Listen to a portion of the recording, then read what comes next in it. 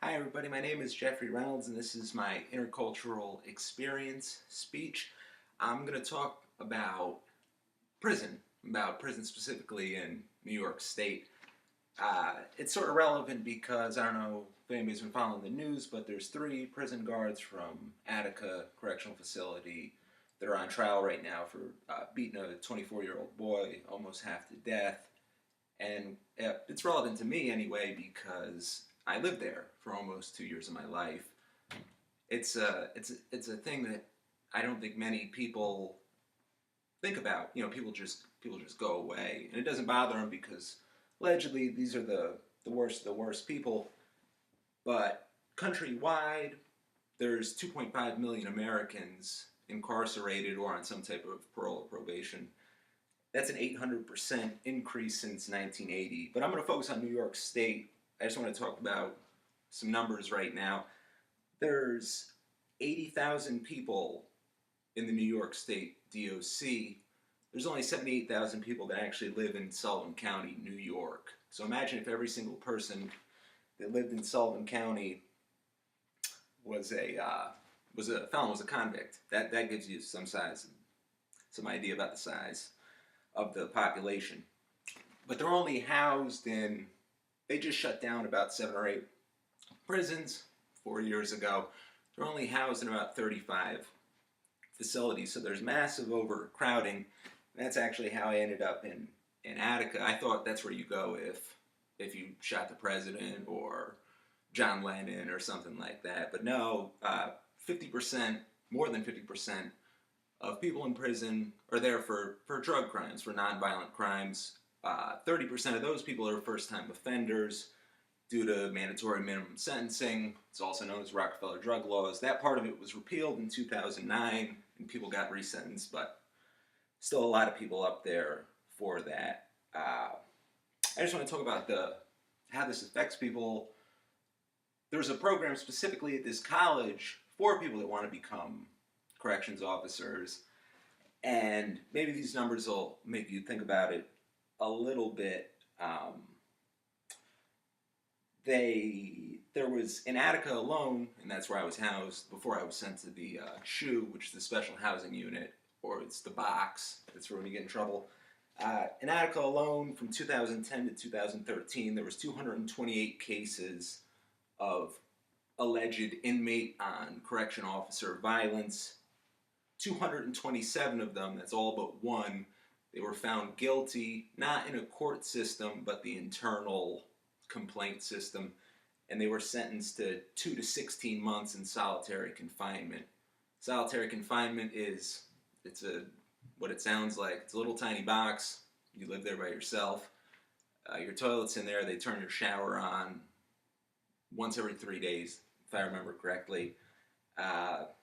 It's bad, and there's nothing much else to say about that. But yeah, 228 cases resolved internally in Attica alone resulted in all but one of them being found guilty. I'm going to attach the link to the New York Times article about the boy that was almost beaten to death. He was 5'8", 170 pounds. He was only doing 2 to 4 years. He shouldn't have been anywhere near Attica 2. He should have been in a minimum, or it doesn't exist anymore. There are no more minimums, but he should have been in a medium facility. But he wasn't. He was there 2 to 4 years, and he was beaten almost to death by 3 260-pound officers. The inmate was African American. The officers were white. A lot of things happen along racial lines in there. The reason why things like this happen, the main reason is money. It's an industry.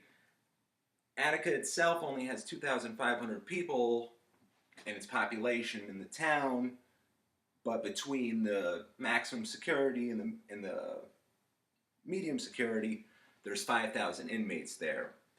For a town with only 2,500 people, there's 5 hotels and there's 3 supermarkets.